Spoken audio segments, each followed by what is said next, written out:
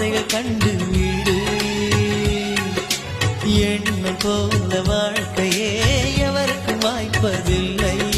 வாழ்க்கை போல எண்ணம் கொள் வாழ்வது துயரமில்லை.